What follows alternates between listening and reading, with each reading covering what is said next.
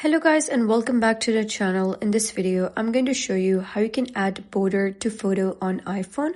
So let's get started. You can do this by using the built-in Photos application of iPhone. You can simply open Photos and open any image that you wish to add the border to. For example, I have selected this image. Now next, what you got to do is click on this icon right over here. And then right at the top, you got to click on this pencil icon. After that, you're going to click on this plus icon right over here and you'll be able to see numerous options.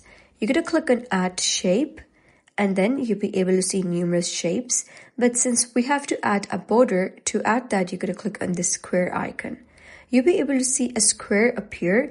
Now you need to modify it in order to create a border out of it. First, you're going to position it right across your photo like this and then you're going to click on this color icon over here.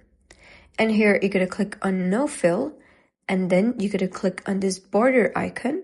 And here you're going to simply select the color of your border. For example, I'm going to click on this red one and then you can select the thickness of border by clicking on this plus icon.